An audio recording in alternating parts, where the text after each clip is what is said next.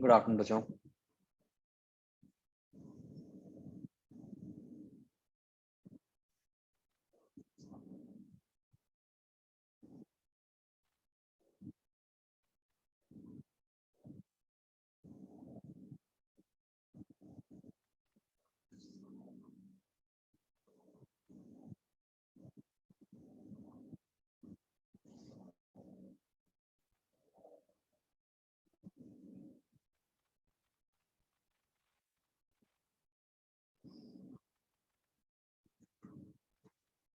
हाँ जी बच्चों, so we were at Ampere's law बच्चों। अ, बच्चों ये केसेस सबको समझ आ गए थे?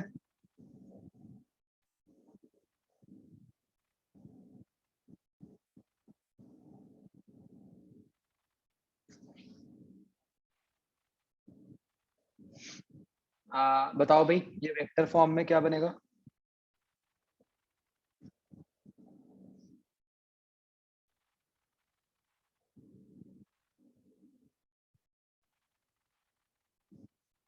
बताओ अगर मुझे बी को जे वेक्टर और आर वेक्टर की फॉर्म में रिप्रेजेंट करना हो।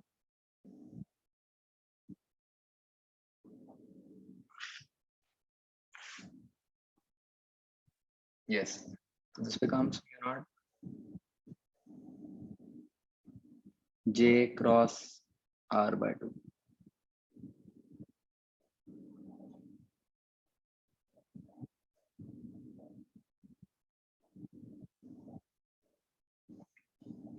देखो बच्चों, क्या आ गया सबका?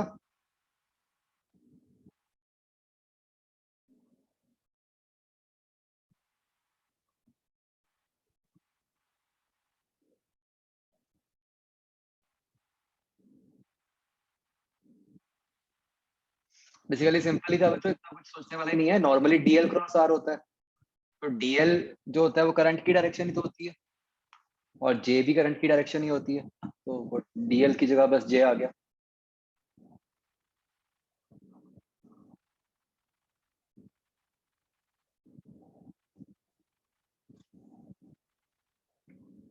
और अब बच्चों अगर हम एक थिक वायर के लिए वी ड्रॉ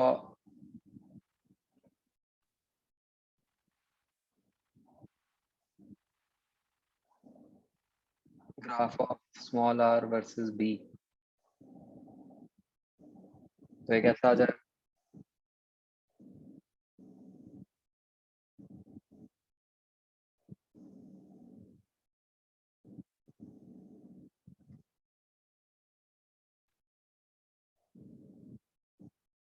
तो अगर हम दोनों केस ले लें इनसाइड आउटसाइड, तो फिर कैसा ग्राफ बनेगा बच्चों?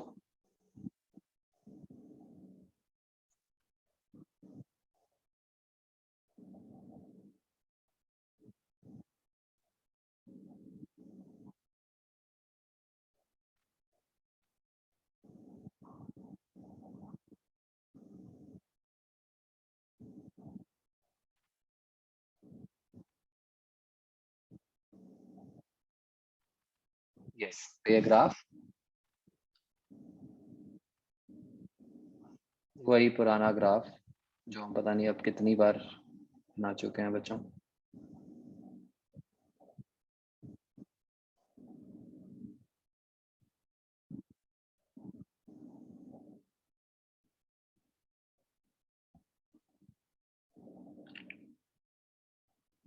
ऐसे बन जाएगा।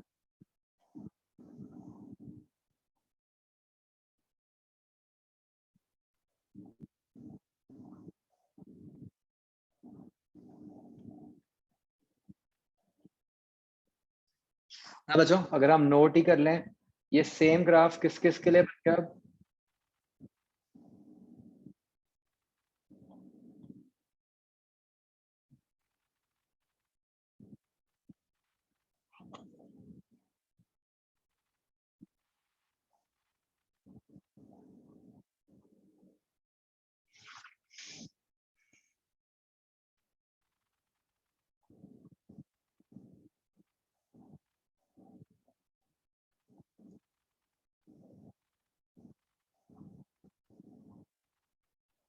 बोलो भाई।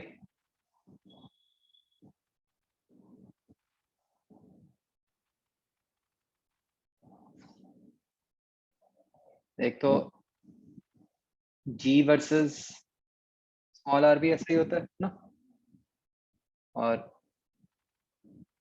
E versus small R for solid non conducting sphere.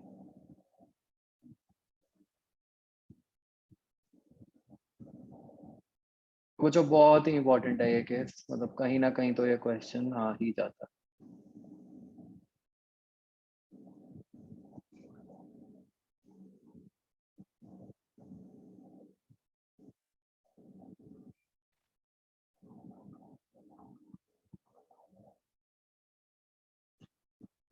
आगे बचो समझ। ओके, एक एग्जांपल करते हैं।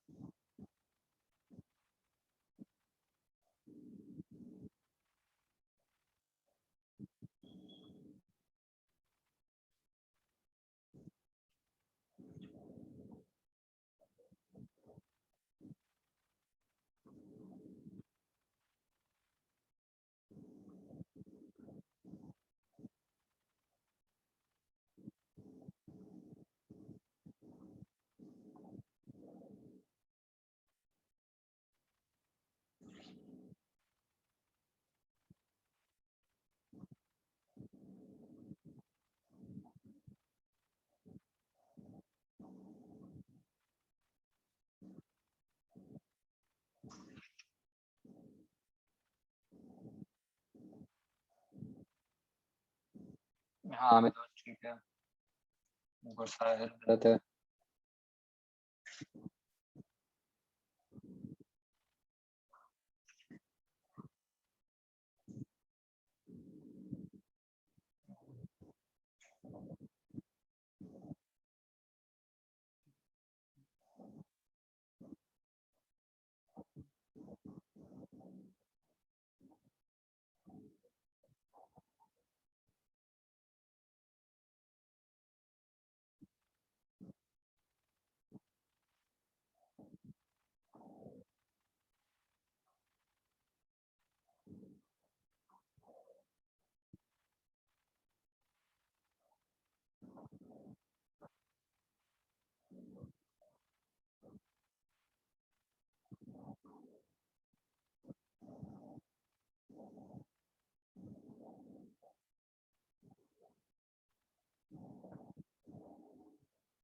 फर्श गलत है।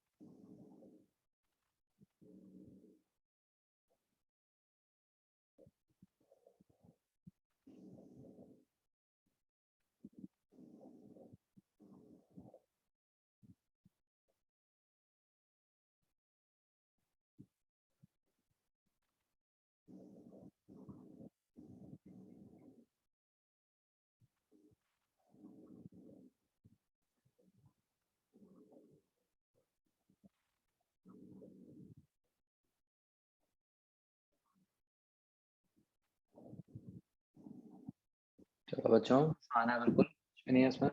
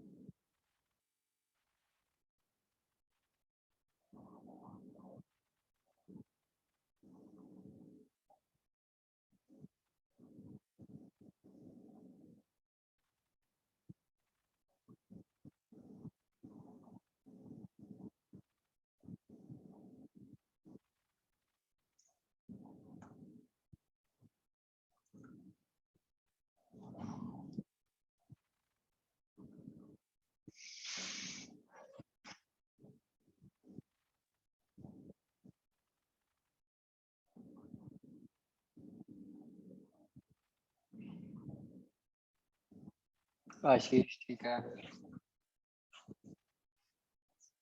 और साहिल अभी भी गलत है। हर्ष गलत है।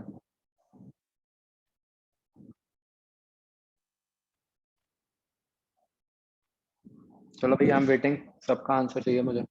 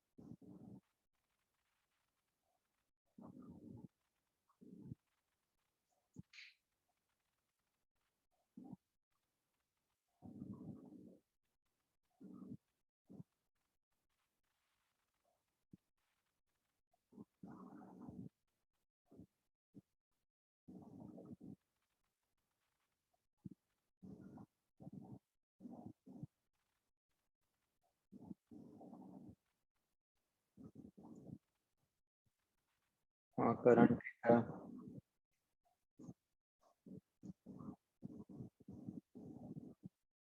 मनकीरत ठीक है।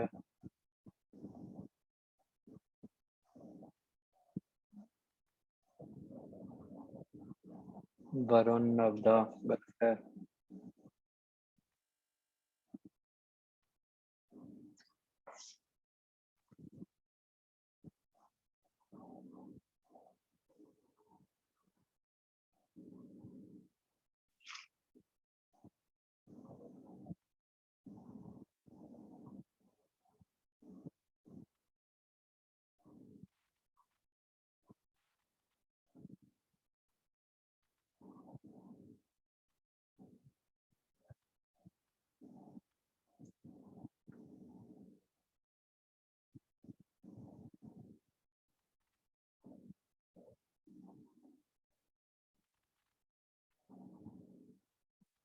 तो देखो बच्चों, सी जैसे मान लो हमारे पास ये ऐसे वायर है और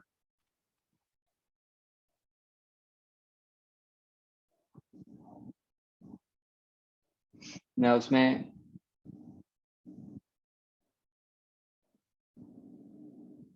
किसी डिस्टेंस r पे निकालना चाहता हूँ।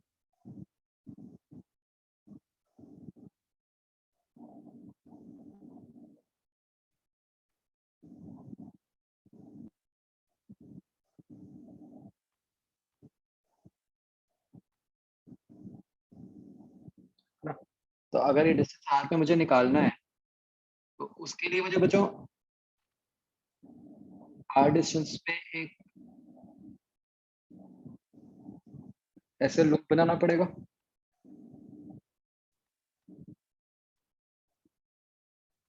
जिसके ऊपर मैं एम्पेयर्स लॉ लगा पाऊँ।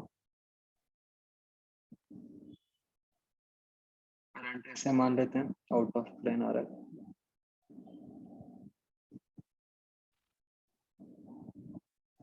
राइट।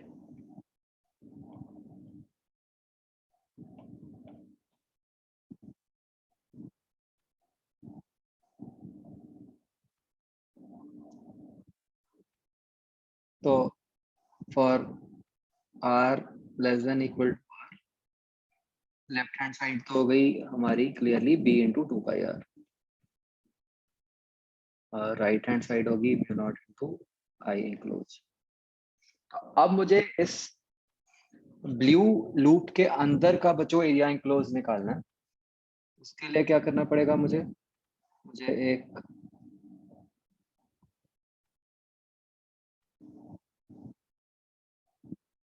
ऐसे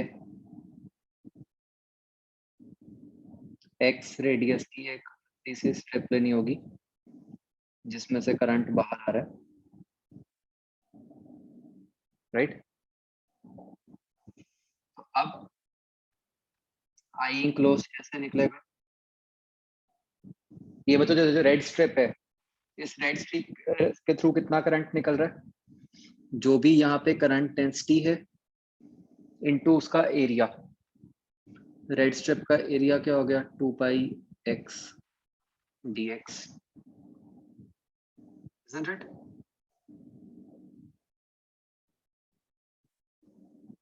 तो इसको मुझे इंटीग्रेट करना है फ्रॉम 0 टू स्मॉल r। तो ये क्या बन गया? 2 पाई b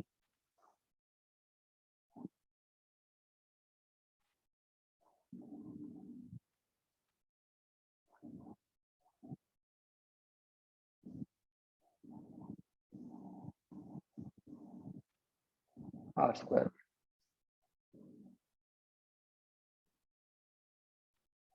ठीक लिखा या कुछ गड़बड़ हुई है? एक b के साथ भी r था ना, तो एक b x आएगा।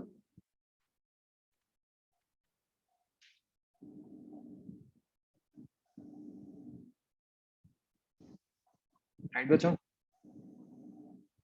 तो इससे अब मेरे पास बन गया b into 2 pi r equal to mu naught into 2 pi b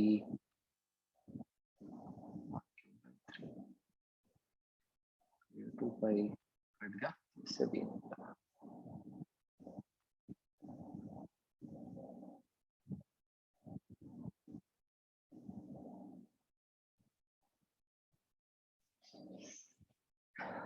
हाँ जी बच्चों, समझ आ गया सबको?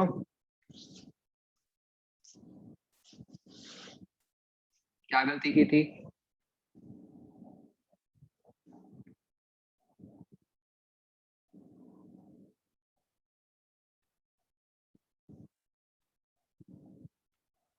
बताओ भाई, जिनका आंसर नहीं आया था, क्या गलती की थी बच्चों?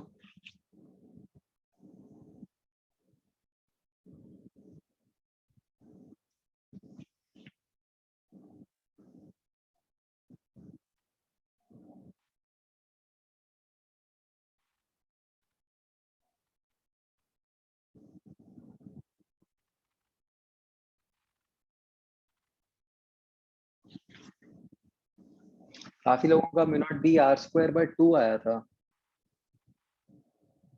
वो जो मैं सोच पा रहा हूँ वो तो तभी बनता है कि अगर एक एक्स कम लगाया हो। अब वो एक्स कम दो तरीके से लग सकता है। मतलब या तो आपने लिख ही गलत दिया, या आपने लेफ्ट साइड से मतलब इंटीग्रल के अंदर ही काट दिया या कुछ, तो लेफ्ट साइड से तो अलग से आई इंक्लोज निकालना है बच्चों। ठीक है ना? क्लियर हो गया सबको? और जो दूसरा केस है बच्चों, अगर हम r ग्रेटर देन r लेंगे तब क्या फर्क पड़ेगा? बाकी तो सब कुछ सेम है, बस आई इंक्लोज में जब हम इंटीग्रल करेंगे उसकी लिमिट्स क्या आएंगी?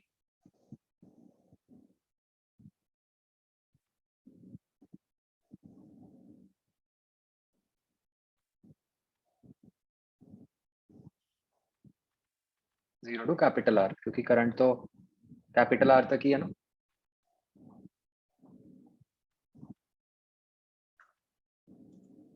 तो बच्चों क्या होगा बेसिकली ऊपर वाले स्टेप में आप देख सकते हो आई इंक्लोज में जहां स्मॉल आर क्यूब आया हुआ है वहां कैपिटल आर क्यूब आएगा बस, और वो लेफ्ट साइड वाले आर से कटेगा नहीं उसका ना। तो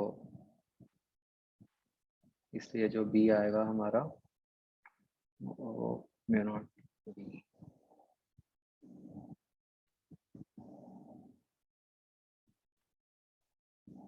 r3r, ठीक है ना। तो पहले it is proportional to r square, बाद में इट इज बस प्रोपोर्शनल टू r।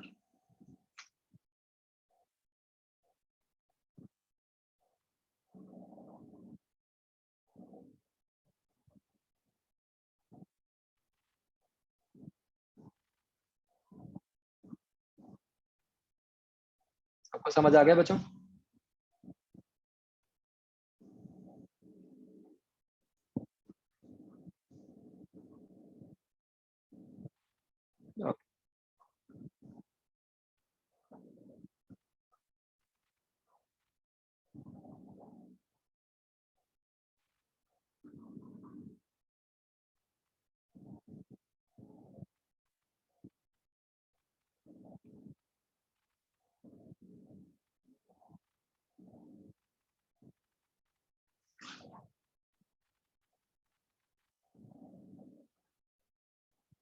ओके, अगला क्वेश्चन बच्चों नोट करो।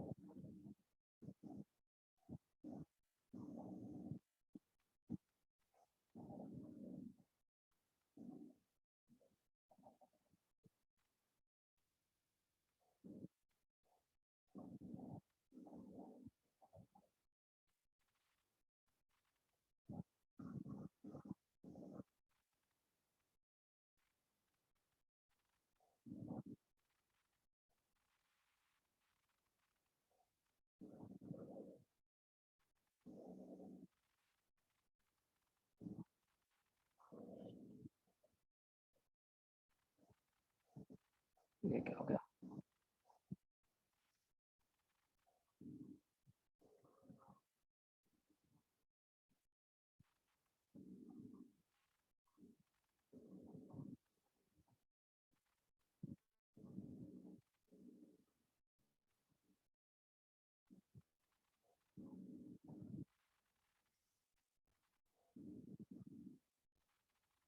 ओके, तो ये बच्चों इस तरीके से करंट है जो एक शीट में फ्लो कर रहा है, ठीक है। जो ब्राउन सी पतली सी शीट है अलोंग एक्स एक्सिस, करंट उसमें फ्लो कर रहा है। ये बेसिकली जो शीट है इसकी विड्थ W है, ठीक है।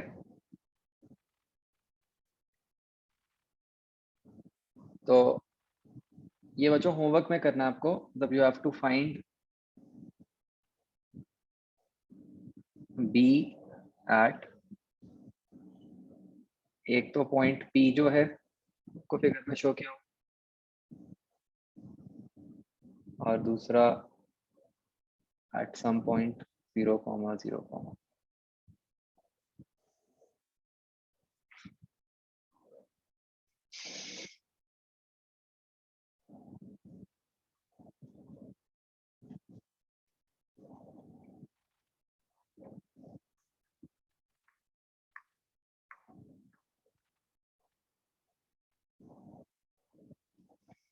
सिचुएशन क्लियर हो गई बच्चों?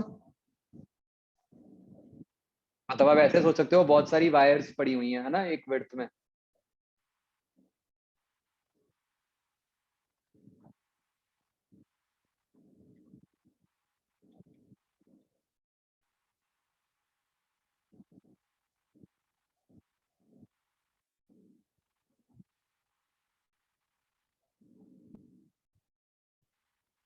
ओके। तो मतलब कोई जरूरी नहीं है बच्चों कि एम्पेयर्स लॉ से ही हो सकता है अलग से हो रहा हो, ठीक है। तो मतलब ये मत सोचना। तो अब हम बच्चों अगले केस पे चलते हैं। नेक्स्ट केस को कहते हैं बच्चों solenoid.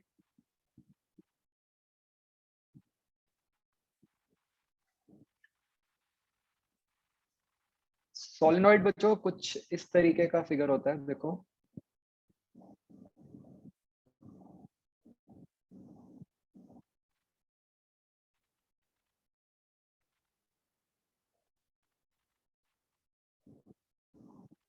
It is somewhat like this, मतलब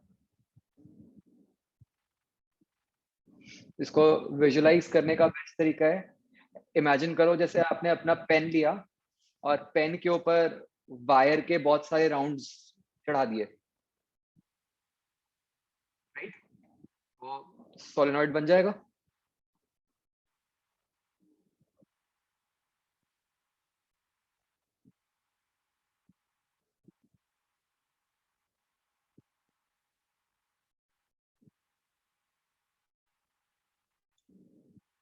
सिचुएशन क्लियर हो रही है बच्चों? है ना? तो मतलब हम जो इसका फिगर बनाएंगे वो कुछ इस तरीके का बना सकते हैं।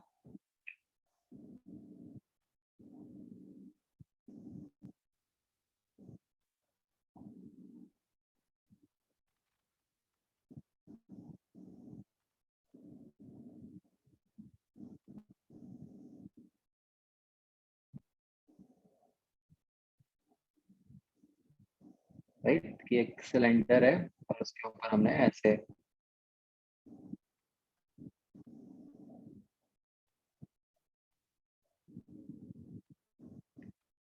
तो बच्चों एक बार ये सोचो, how is it different from, जैसे जो मैंने आपको एक कॉइल वाला केस करवाया था।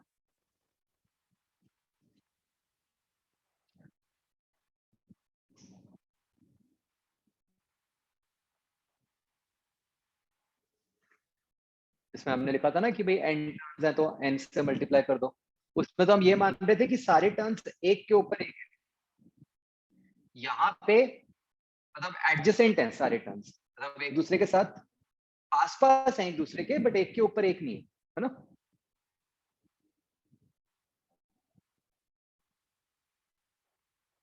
तो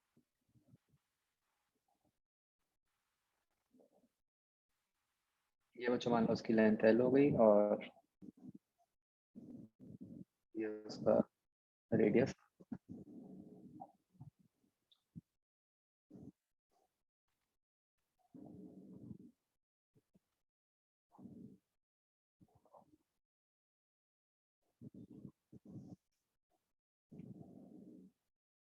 तो हम बच्चों इस केस को सॉल्व करते हैं with two assumptions.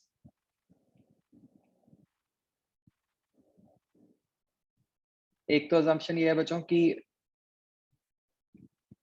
Solenoid is very long.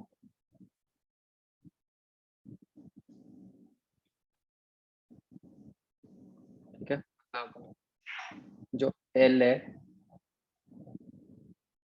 That is much larger than.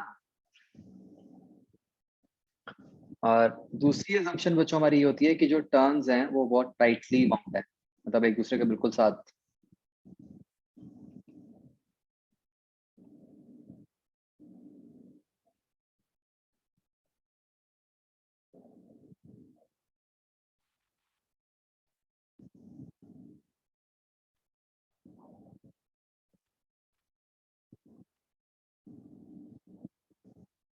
ठीक है, तो यहाँ बच्चों हम टोटल नंबर ऑफ टर्न्स को डिनोट कर देते हैं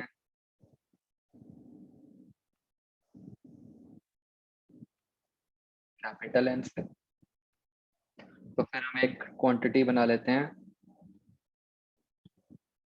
turns per unit length.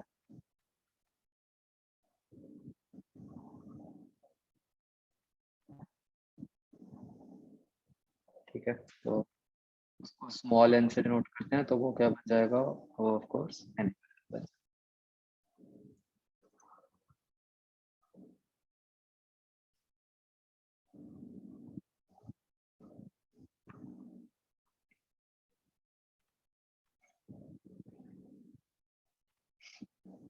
Situation clear है बच्चों अभी तक?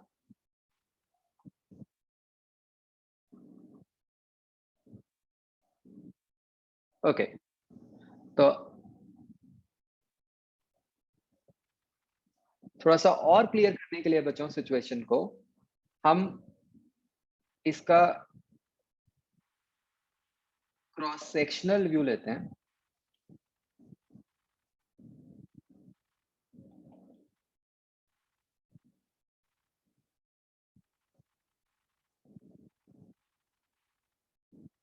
मतलब बच्चों हमने ये जो सिलेंडर था, आप उसको इमेजिन करो कि उसको अलोंग इट्स लेंथ हमने बीच में से काट दिया।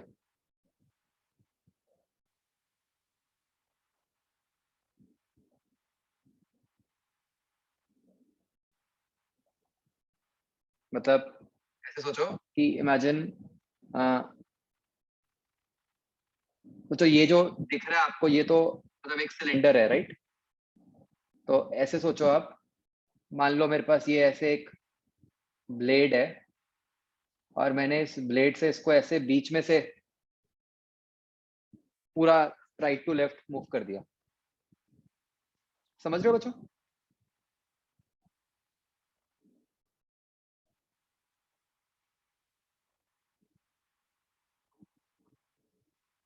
तो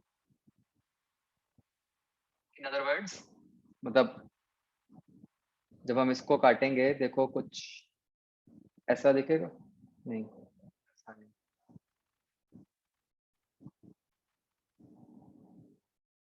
एक सेकंड।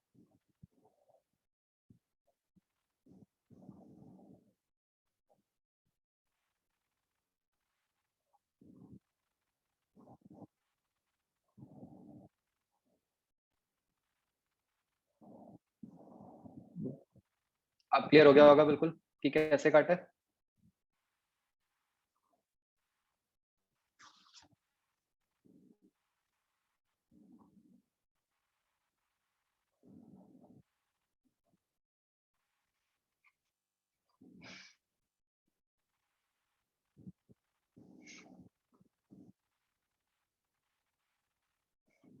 ठीक है ना?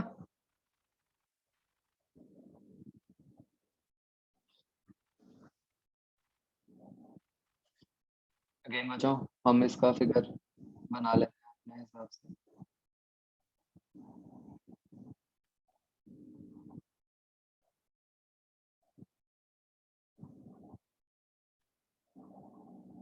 तो बच्चों एक बार ध्यान से देखो, जैसे जो ऊपर वाला फिगर है, मतलब उसमें कैसे शो किया हुआ है कि नीचे की तरफ डॉट्स हैं, ऊपर की तरफ क्रॉस है। उसका क्या मतलब हुआ? हम ऐसे दिखा रहे हैं कि करंट नीचे वाली साइड से आपकी तरफ आ रहा है और ऊपर अंदर की तरफ जा रहा है। मतलब हम इस वाले फिगर में देखो ध्यान से, ऐसे दिखा दूं रेड एरोस?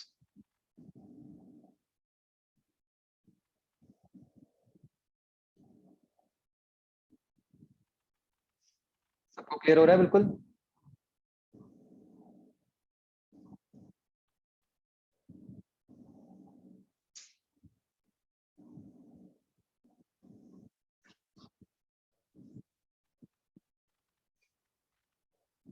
तो यहाँ पे हम इसको इस तरीके से दिखा देते हैं बच्चों कि ऐसे एक रेक्टेंगल सा है और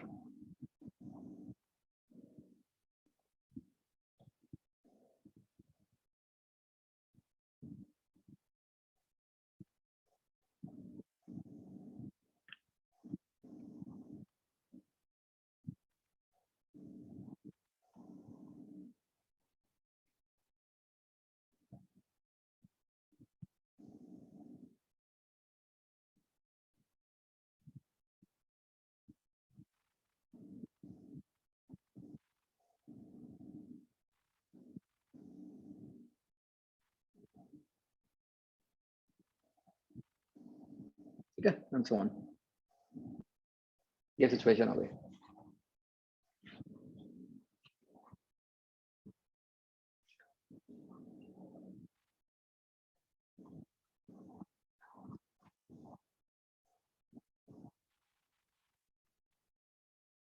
अब बच्चों, ये जो हमने दो अजम्पशंस ली हैं, जो ऊपर हमने लिखी थी, उससे क्या होता है बच्चों? देखो, उससे हमारे पास दो कंक्लूजन्स आ जाते हैं।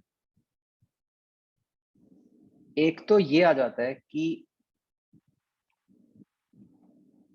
आउटसाइड द सोलेनॉइड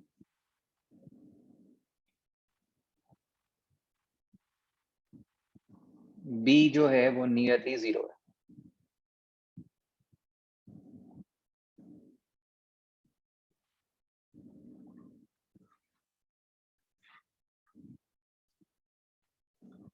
ठीक है बच्चों, इसका लॉजिक क्या है देखो आप। जैसे मान लो मैं पॉइंट पी लेता हूँ बच्चों, देखो मैंने सोलेनोइड के ऊपर एक पॉइंट पी दिखाया, तो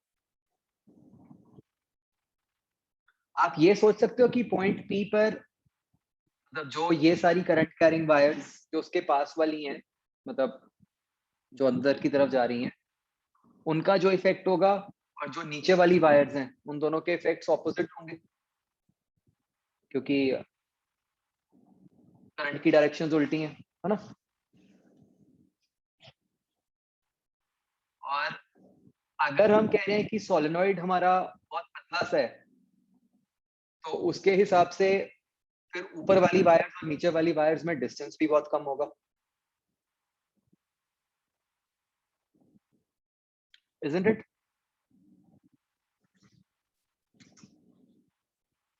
तो मतलब उस कारण से दोनों की जो फील्ड्स हैं वो कैंसल आउट हो रही होती हैं। तो अगेन हम ये बिल्कुल नहीं कह सकते कि एग्जैक्टली जीरो होगा, ऑब्वियसली जिसके पास है उसका इफेक्ट ज्यादा होगा, ठीक है, बट बहुत कम हो जाता है।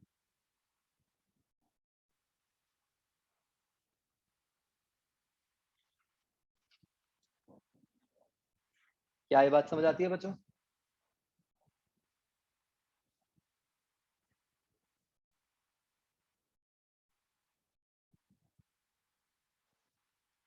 हम सर्कुलर वायर से देख रहे हैं, हम वायर का छोटा सा पार्ट देख रहे हैं, मतलब जहाँ पे क्रॉस दिखा है, मतलब वो छोटा सा पार्ट जो पी के पास हो गया, मतलब जिसमें के लिए करंट इनटू द प्लेन हो गया, और ऐसे ही छोटा सा पार्ट जो नीचे की तरफ हो गया जिसमें करंट बाहर निकल रहा है।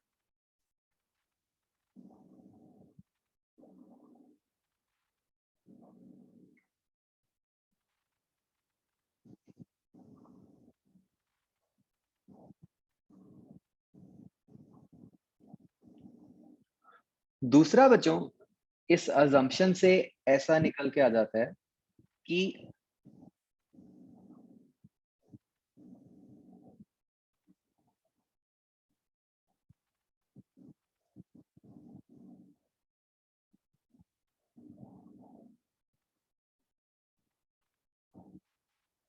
जो B in the middle region of solenoid है वो नियरली यूनिफॉर्म।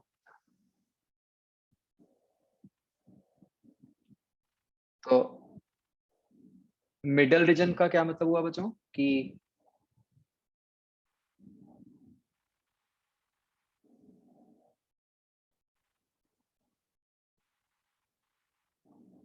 मतलब ऐसे सेंट्रल रीजन ये।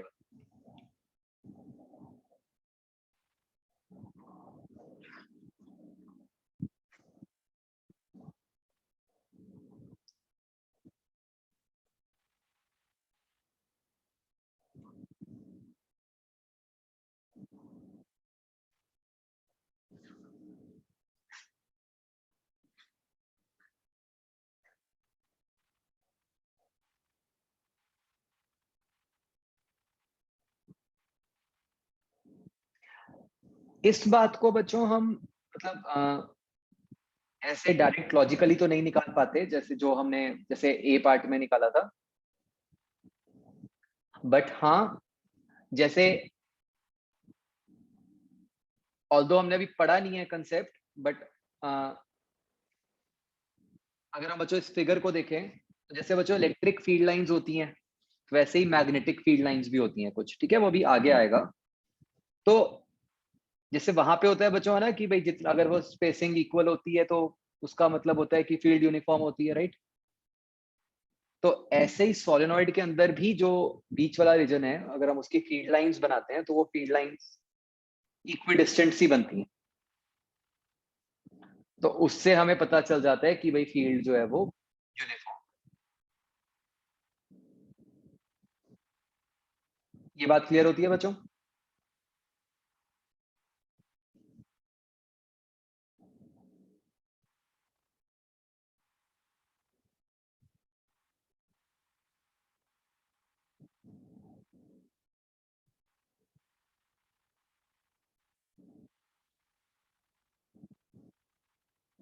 ओके, तो now with these two conclusions, अब बच्चों हम क्या करते हैं, हम एक एम्पीरियन लूप बनाते हैं। हमारा एम्पीरियन लूप बच्चों हम इस तरीके से बनाते हैं, बेसिकली एक रेक्टेंगल बनाते हैं हम लाइक दिस।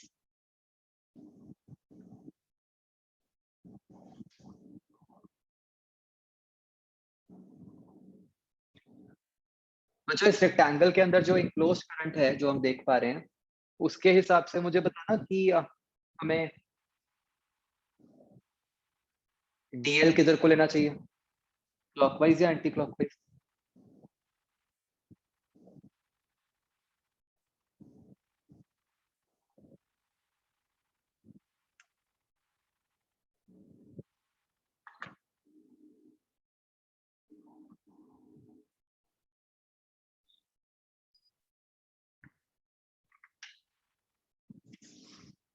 एंटी क्लॉकवाइज ले लेना चाहिए ना, जस्ट फॉर कन्वीनियंस, उससे फिर जो इनक्लोज करंट है वो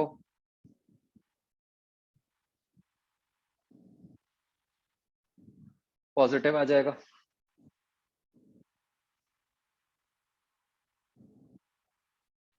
तो बच्चों मान लो मैं इस तरह से अपना एम्पीरियन लूप ले लेता हूँ।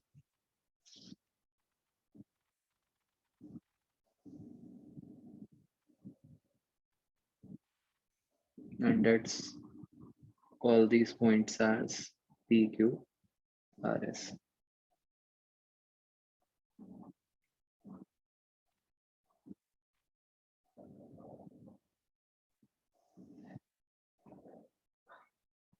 अच्छा बच्चों, बेसिकली ये है तो बहुत सारे सर्कुलर टर्न्स ही है ना।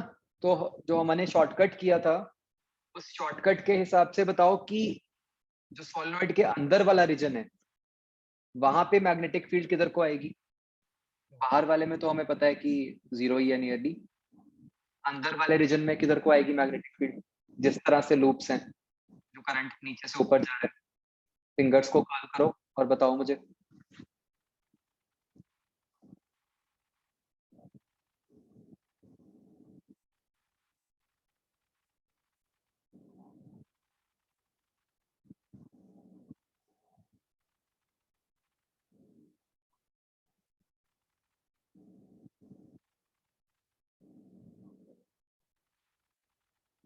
लेफ्ट की तरफ आ रही है ना बच्चों।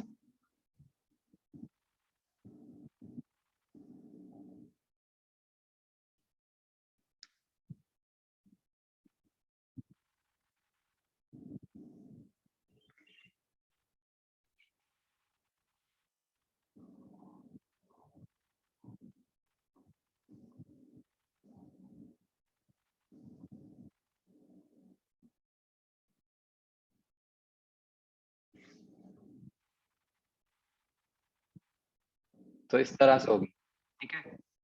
तो अब बच्चों मैं अगर एम्पेयर्स लॉ लगाता हूं इस अपने लूप पे, जो ब्लू लूप है,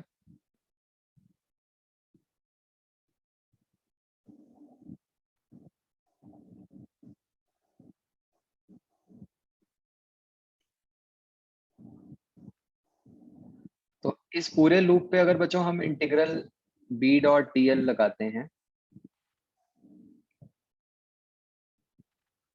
तो उसके लिए मुझे बच्चों अपने इंटीग्रल को मैं स्प्लिट कर सकता हूँ बी डॉट डी एल को from P to Q, then from Q to are,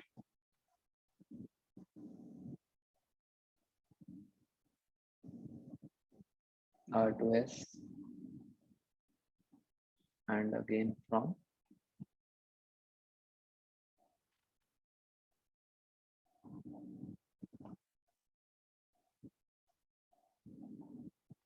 S to P, right.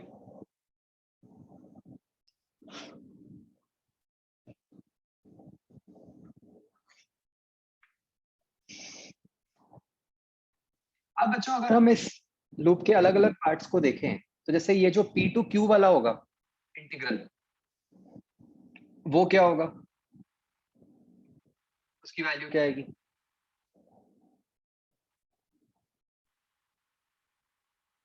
Zero. क्यों? इस रीजन में तो बी 0 है ना,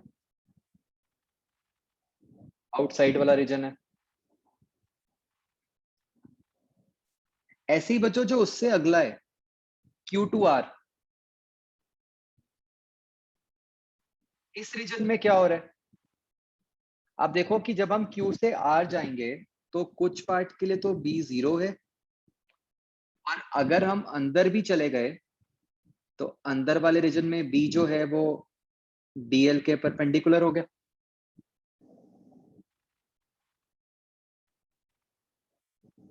राइट बच्चों?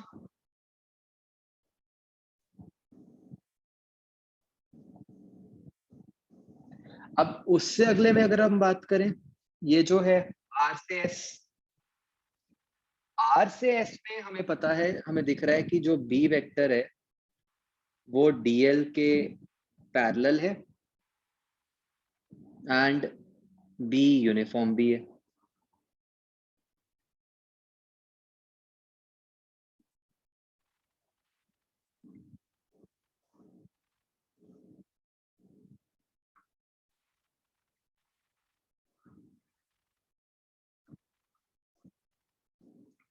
और ऐसे ही जो चौथा है S2P, उसमें भी या B 0 है या B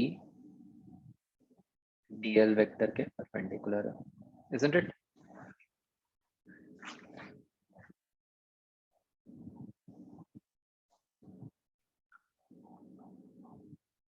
तो भाई सिर्फ एक बीच वाला बचा इंटीग्रल, ठीक है। वो जो हमने रेक्टेंगल ड्रॉ किया बच्चों, उसकी लेंथ अगर हम L मान लेते हैं,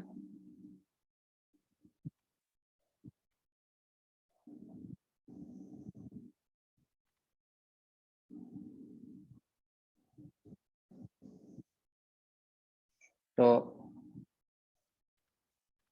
ये तो सिर्फ B इंटू एल बचा। This should be equal to mu not I enclosed।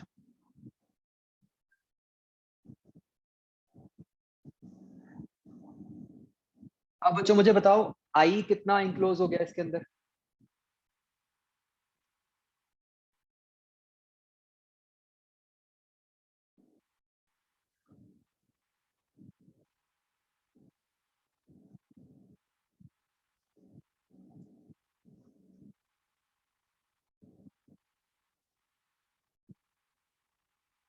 अगर हमें number of turns per unit length पता है तो इस लेंथ के अंदर कितने टर्न्स आ गए हम निकाल सकते हैं, है ना?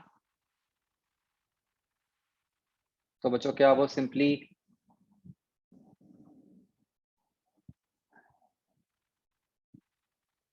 Mu naught N L into I बन जाएगा, number of turns per unit length into length.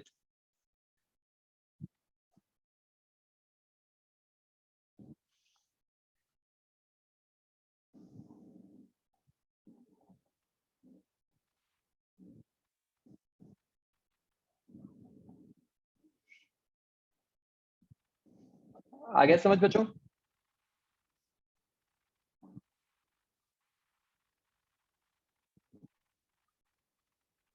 तो यहाँ से हमारे पास रिजल्ट आ गया एक सोलेनॉइड के लिए कि B is equal to mu naught है।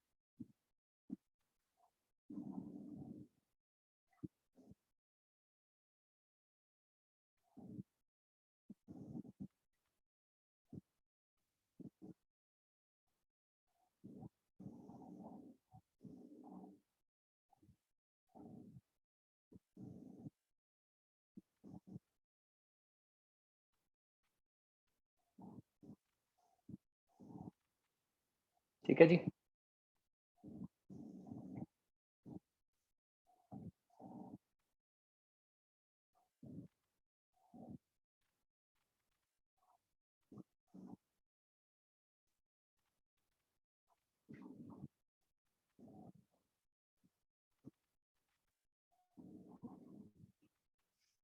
ओके, तो अच्छा यहीं पे ना एक और केस भी हम लिख लेते हैं सोलेनोइड का, मतलब अगर हम एक जो फाइनाइट सोलेनोइड ले लेना और उसके अंदर मैं कहीं पे ऐसे एक पॉइंट पी ले लूं,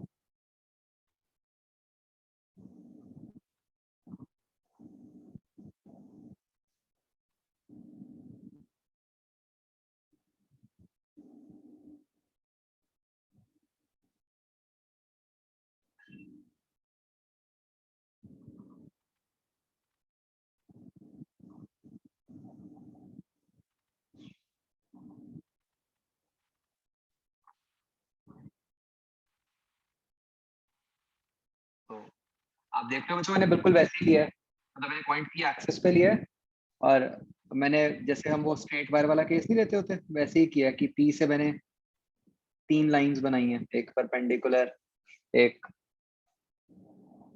एक मतलब 2 लाइंस बिल्कुल एक्सट्रीम्स पे। तो जो इट टर्न्स आउट कि ये जो बी आएगा that will be mu naught ni/2 into sin θ1 plus sin θ2।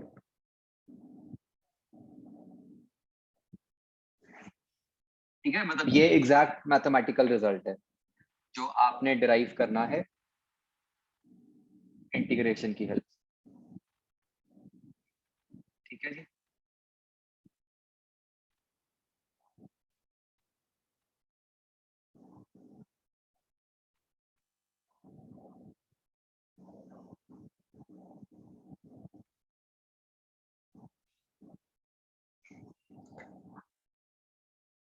तो बिल्कुल वैसा सा ही रिजल्ट है बच्चों, और आप देख सकते हो कि इससे मतलब इनफाइनाइट वाला बन रहा है केस, बस θ1 θ2 को 90 पुट करना है।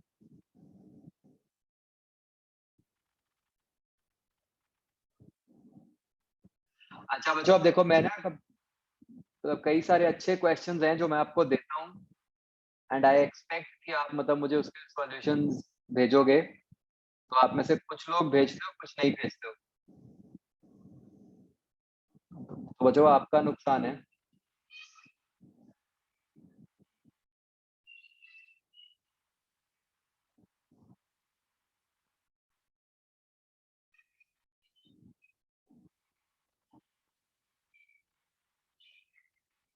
ठीक है बच्चों, हो गया क्लियर। अब अगला जो केस है बच्चों, लास्ट केस एप्लीकेशंस का, that is known as a toroid.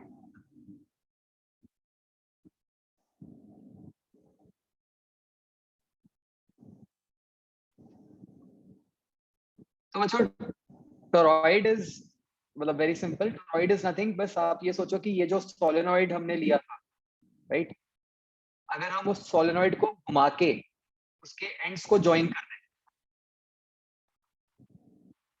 ठीक है, तो उसको टोरॉइड कहते हैं। या फिर ऐसे सोच लो कि जैसे मैंने सोलेनोइड समझाया था कि पेंसिल के ऊपर वायर के बहुत सारे टर्न्स दिए, तो पेंसिल की जगह अगर मान लो हमने एक रिंग ले ली या एक कड़ा ले लिया, ठीक है, और उस पे वायर के बहुत सारे टर्न्स दे दिए गोल गोल, उसको टोरॉइड कहते हैं।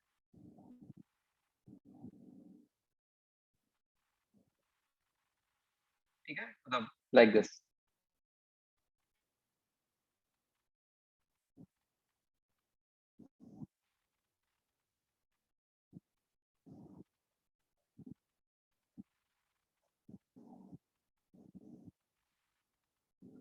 क्लियर हो गया बच्चों।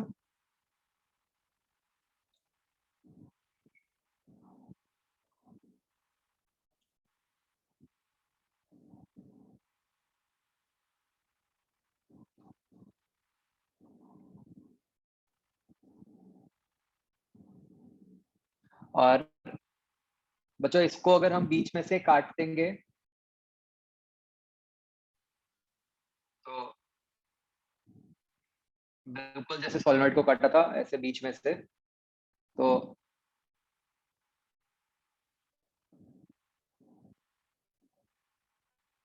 सोचो ध्यान से, क्या ऐसा कुछ बन जाएगा?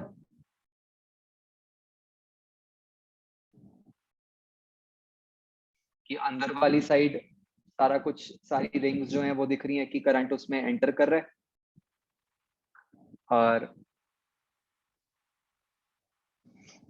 बाहर वाली साइड से जो करंट है वो एग्जिट। जो ब्लैक सर्कल्स दिखाए हैं, जो पाथ 1, पाथ 2, पाथ 3 है, वो तो अभी हम देखेंगे, वो तो एम्पीरियन लॉ के लिए हैं, एम्पीरियन लूप्स हैं। जो सोलेनॉइड है वो ग्रे कलर का है, ठीक है ना? तो उसके अंदर वाली बाउंड्री पे करंट अंदर को जा रहा है, बाहर वाली बाउंड्री पे करंट बाहर को निकल रहा है।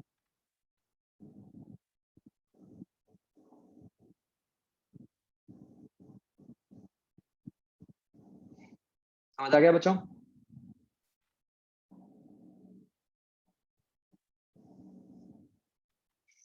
हम इसका फिगर कैसे बनाएंगे?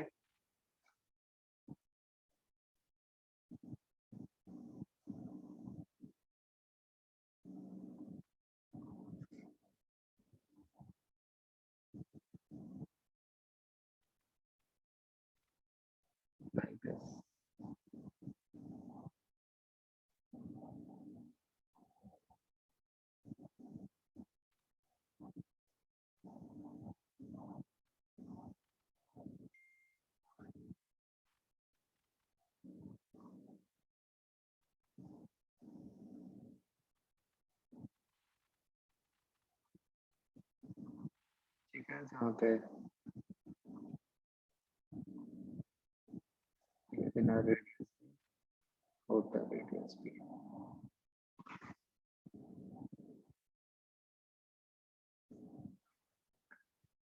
बच्चों यहाँ पर भी बिल्कुल वैसे ही है, n is number of turns per unit length,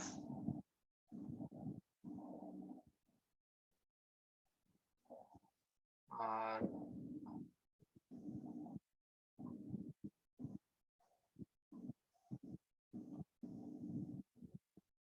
यहाँ पे जो हमारी assumptions हैं, पहली फिर से वही कि टाइटली बाउंड,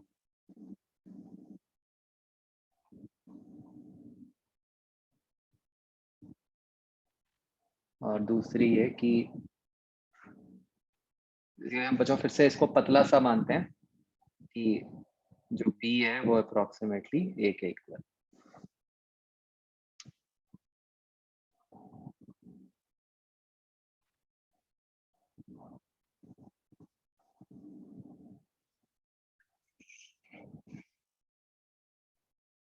ठीक है बच्चों, देखो ये क्लियर है सिचुएशन। एक ये वाला फिगर भी ड्रॉ कर लो, मतलब जो इसका क्रॉस सेक्शनल व्यू वाला है।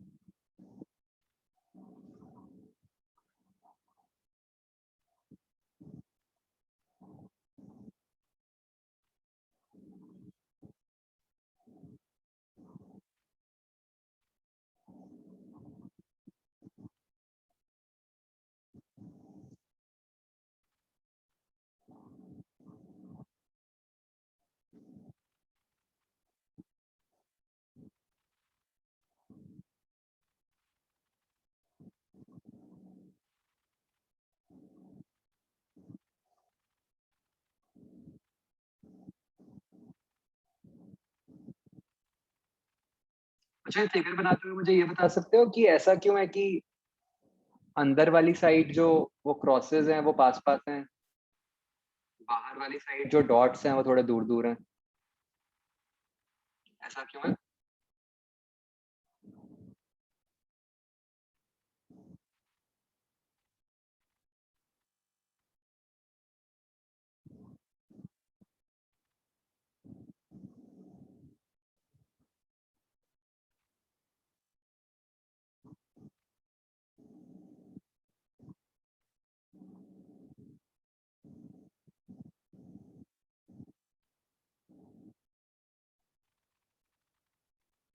तो बच्चों नंबर ऑफ टर्न्स तो सेम है ना, जितने अंदर हैं उतने बाहर हैं, तो बाहर रेडियस बड़ा हो जाएगा तो फिर थोड़ा सा तो टर्न्स को दूर दूर होना पड़ेगा।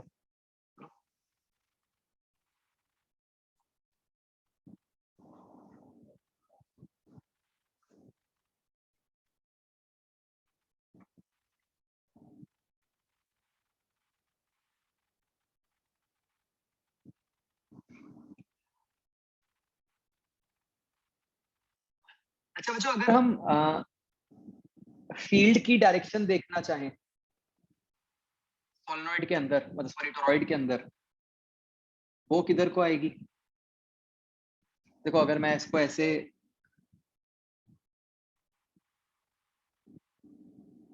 एक टर्न की तरह सोचूं,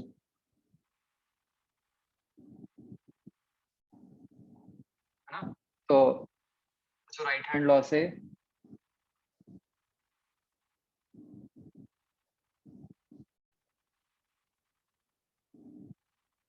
ये जो बी है वो इस तरह से आ जाएगा ना।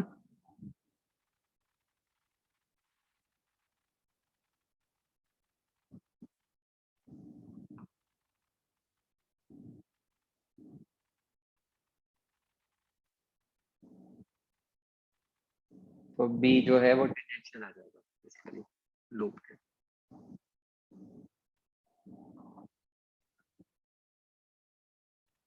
ठीक है जी। तो अब बच्चों अगर मैं पाथ 1 पे लगाता हूँ एम्पेयर्स लॉ, तो मेरे पास क्या आ जाएगा? Integral B dot D L,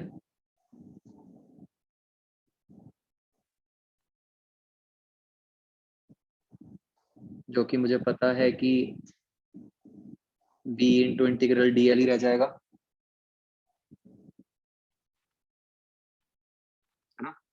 और पाथ 1 के लिए करंट इनक्लोज क्या है बच्चों?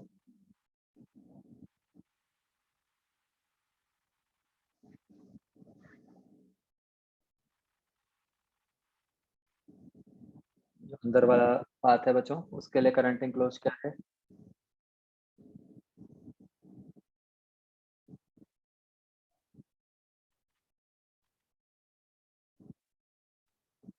जीरो ही है ना, उसके अंदर तो कोई करंट नहीं आ रहा।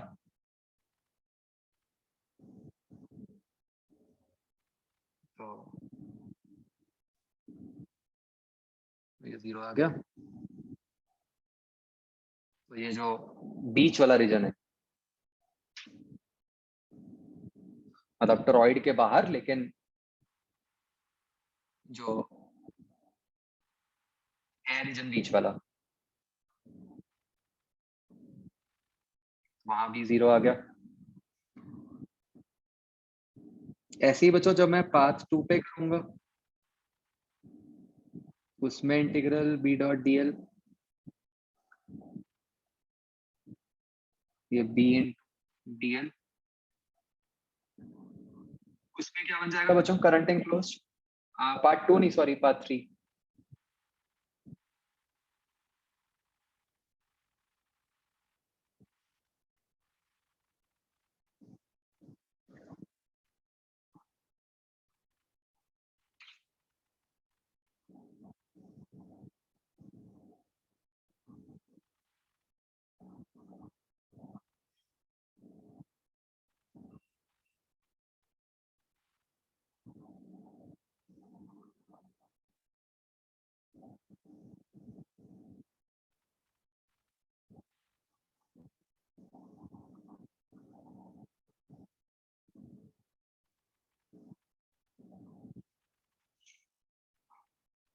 तो भाई बच्चों वहां पे भी आप देख सकते हो पार्ट 3 के लिए, है ना, जितना करंट अंदर को आ रहा है उतना करंट बाहर को जा रहा है। तो बेसिकली एक प्लस साइन माइनस साइन बन जाएगा।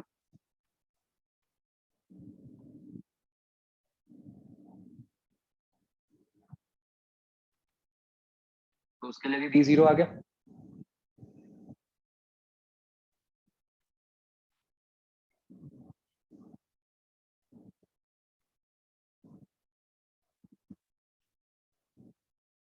क्लियर हो गया बच्चों?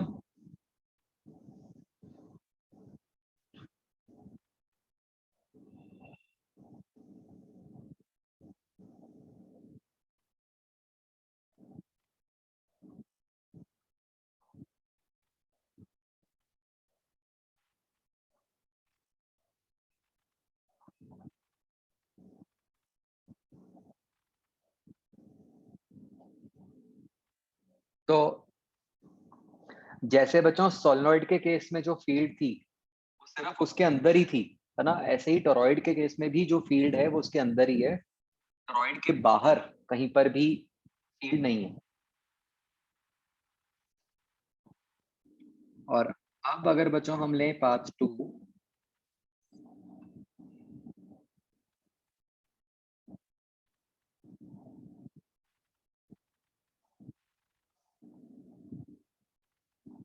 ये बन गया ऐसे, जो कि बन गया B इंटू आर।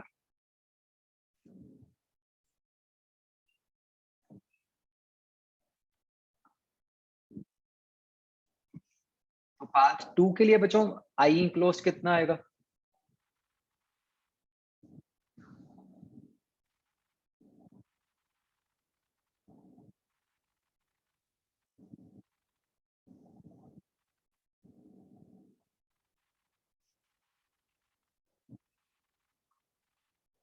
टोटल कितने नंबर ऑफ टर्न्स आ जाएंगे पार्ट 2 के लिए?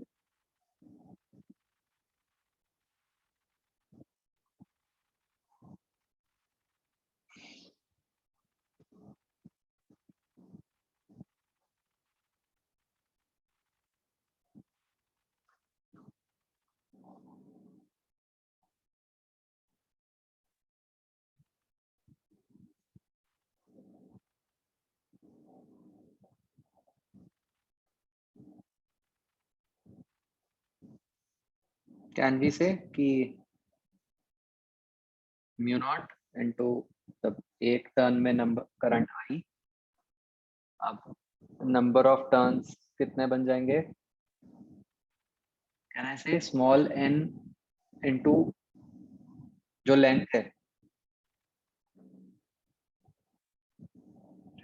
अब बच्चों लेंथ कैसे लिखें? लेंथ को हम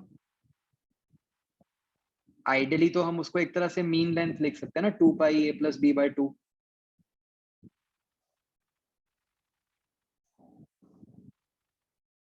क्योंकि ना तो अंदर वाली लेंथ बनेगी स्ट्रिक्टली स्पीकिंग, ना बाहर वाली लेंथ बनेगी, तो हमने उसका एक एवरेज सा ले लिया।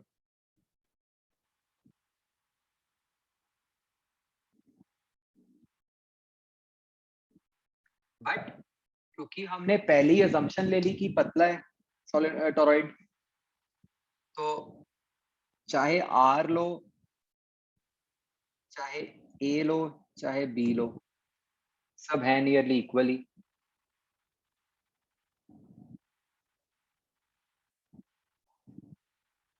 है ना? तो उससे क्या बन गया? तो ये बन गया B R is equal to mu naught N I into 2 pi R ही बन गया, तो ये आर आर कट गया।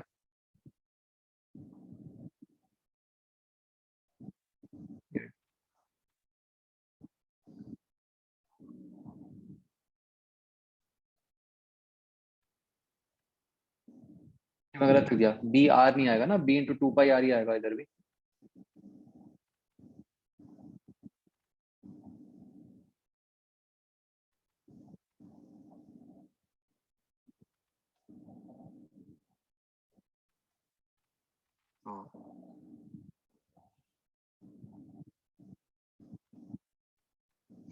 वही रिजल्ट बन गया सोलेनॉइड का, B not N I.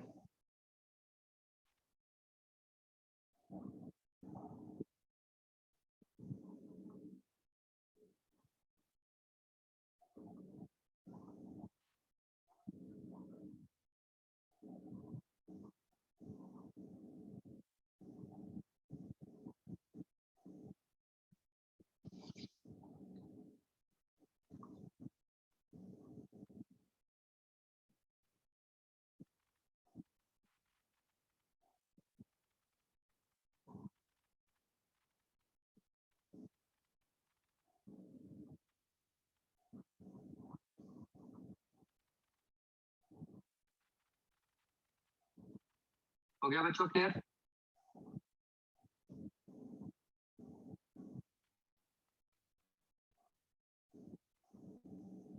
Okay. So these are all the cases of Ampere's law. Made students आप ये सोच सकते हो टोरॉइड कहाँ यूज होता होगा?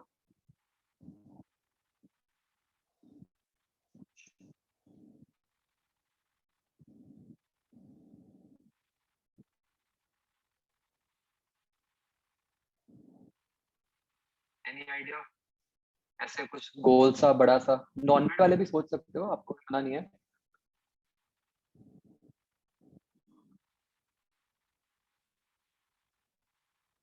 हाँ करण, करेक्ट।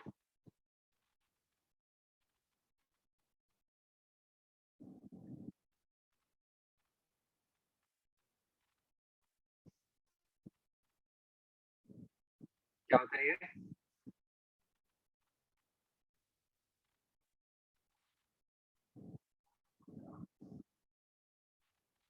एमआरआई। तो इसमें ये जो जो सर्कल्स है, this is nothing but a toroid.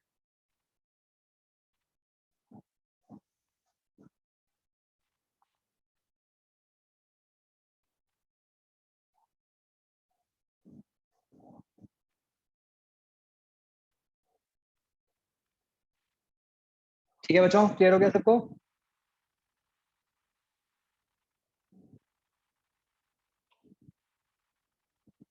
Okay. तो अब बच्चों आप होमवर्क में एक्सरसाइज 01 का सी पार्ट कंप्लीट कर सकते हो, इनफैक्ट 3A का भी।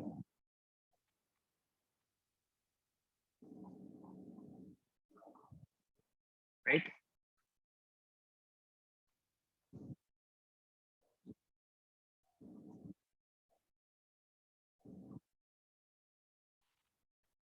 हाँ, हमें वो करनी थी ना, ओलंपियाड बूस्टर की डिस्कशन करनी थी ना। मैं वही सोच रहा था, मैंने कुछ कहा था मैंने कि कुछ डिस्कशन रखनी है, इलेक्ट्रोस्टैट्स वाले ओलंपियाड बूस्टर की।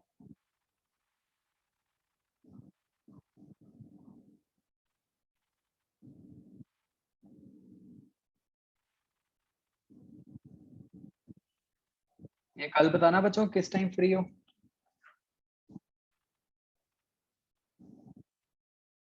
शाम को 3 बजे रखें?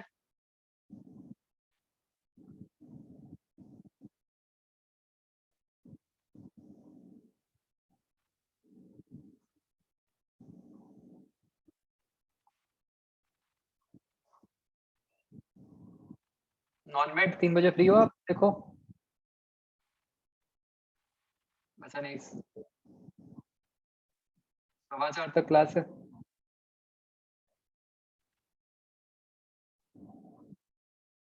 सर ये सेम टाइम रख लें, 4:40। ठीक।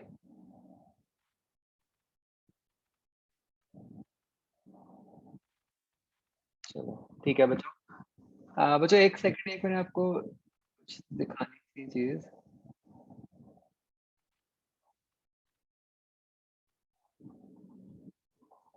मतलब वर्क इन प्रोग्रेस है, थोड़ा सा मुझे इनपुट दे दो अपना।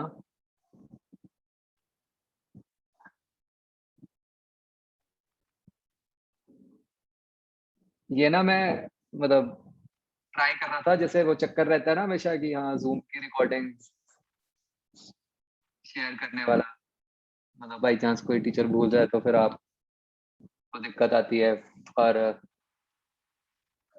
जैसे पुरानी देखनी हो फिर तो बहुत ही मुश्किल है, मतलब वो मैसेजेस से ढूंढना।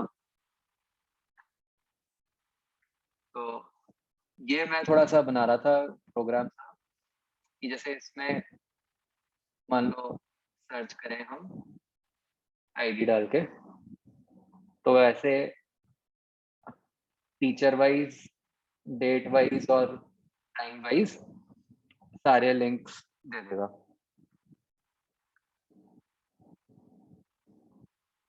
तो और ये मतलब इसमें क्या है कि ऑटोमेटिकली अपडेट होगा, मतलब ये जूम के साथ लिंक्ड है। जैसे मान लो मेरी क्लास अभी खत्म होगी, तो अपने आप विद इन 5 मिनट्स यहाँ पे लिंक आ जाएगा। तो इसमें मतलब किसी टीचर को कुछ नहीं करना, आपको बस सिर्फ ये एड्रेस चाहिए होगा पेज का।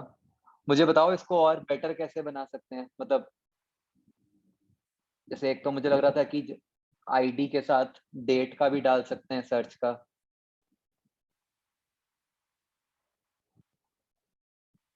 और क्या लगता है?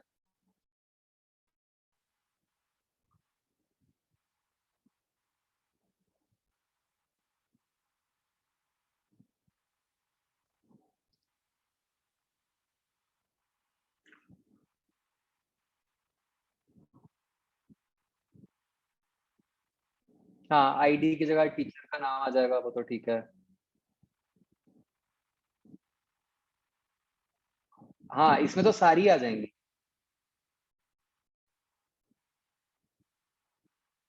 हाँ, इसमें एक बैच वाला फ़िल्टर डालना चाहिए, है ना? मतलब जैसे मेरी आईडी डली तो फिर एक एक्स्ट्रा स्टेप तो बचा ही ये देखना कि वो किस बैच की है।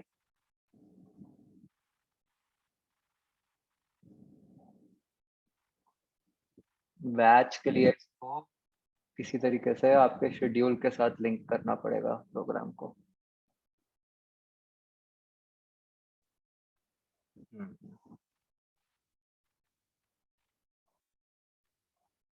और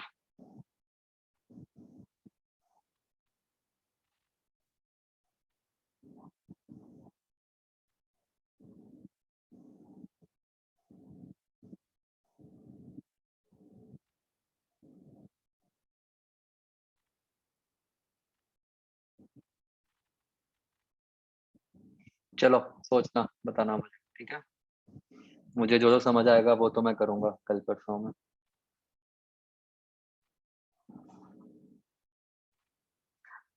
मैं ऐसी एक कोशिश उसके लिए भी कर रहा हूँ, नोट्स के लिए, कि आपको एक जगह पे ही सारे नोट्स डेट वाइज़ मिल जाएँ। तो देखते हैं,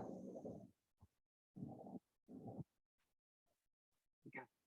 चलो, ओके बच्चों, बाय।